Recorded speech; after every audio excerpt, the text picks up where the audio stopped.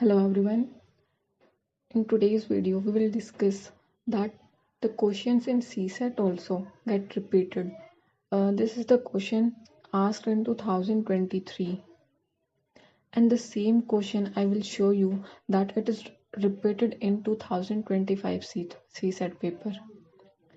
देखो, अगर ये वाला क्वेश्चन हमने उस वक्त 2023 का आपने पेपर किया होगा, अगर तब वहाँ पे इसको ध्यान से किया होता, देन वो वाला क्वेश्चन आपका 2025 में इन जस्ट 3 सेकेंड्स आप उसका आंसर राइट आंसर मिल जाता आपको। 3 seconds पे क्या कहूँ, just 1 second. Okay, just look at this one. Each digit of a 9-digit number is 1. It is multiplied by itself. What is the sum of the digits of the resulting number? Now यहाँ पे 1 जो है उसको 9 times हमको लिखना है, and then same number को हमें उसी से मल्टीप्लाई करना है. इट मीन्स जस्ट लाइक 1 को 1 से मल्टीप्लाई कर रहे हैं, 1 आ रहा है, ठीक है. दिस इन द सेम वे अगर हम 11 को मल्टीप्लाई करते हैं 11 से तो हमारा 121 उसका स्क्वायर बनता है, ठीक है. This is the pattern. But अगर जब आप इस वाले क्वेश्चन को सॉल्व करोगे, इसका सॉल्यूशन आपने देखा होगा, तो इसमें क्या बनता है, जब हम 1 को मल्टीप्लाई करते हैं तो जितनी बार जस्ट लाइक यहाँ पे 2 बार 1 आया, ठीक है, तो 1 2 तक हम इसको काउंटिंग को लेके जाएंगे and then we will write 1, right. Means उसका उल्टा लगा देना है. जस्ट लाइक अगर ये 3 बार हमारे को 1 गिवन है तो इसका सॉल्यूशन क्या बनेगा, 1 2 3 2 and then 1. This will be the answer when 333 will be multiplied with 333, right. The same way जब हम 9 को मल्टीप्लाई करेंगे, आई मीन 1 को हम 9 टाइम्स लिख के उसको सेम नंबर को मल्टीप्लाई करेंगे तो हमारा बनेगा 1 2 3 4 5 6 7 8 9 एंड देन उसका उल्टा 8 7 6 5 4 3 2 1.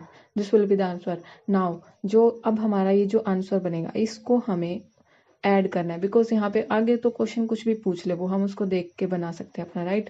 What is the sum of the digits of the resulting number. अब हमें नंबर का पता लग गया, अब हमें सिर्फ सम करना था उसका, ठीक है. तो हम सम करेंगे तो उसका 81 बन जाएगा, that will be our answer, ठीक है. तो ये यहाँ पे इसका आंसर सी था. अब यहाँ पे हमने इस चीज को देख लिया.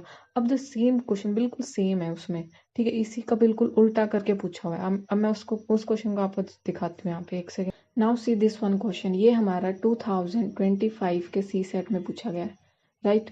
यहाँ पे क्या पूछा है, एन स्क्वेयर गिवन है हमारे को 1 2 3 4 5 6 7 8 9 एंड देन हमारे को उल्टा चलना है 8 7 6 5 4 3 2 1. Then how many digits does the number N have. बहुत सिंपल है, बिल्कुल 9 तक यहाँ पे गया है हमारा, तो सिंपल सी बात है, यहाँ पे 9 ही हमारी डिजिट्स बनेंगी. इट मीन्स 1 को आप 9 टाइम्स लिखेंगे, ठीक है, एंड देन उसको आप मल्टीप्लाई करेंगे 1 1 से ही, ठीक है. तो यहाँ पे बिल्कुल वहाँ पे भी 9 डिजिट्स ही गिवन थी, बिल्कुल सेम क्वेश्चन उल्टा करके पूछ लिया. बहुत इजी था, 1 सेकंड में आंसर निकल जाता अगर हमने वहाँ पे प्रैक्टिस की होती तो.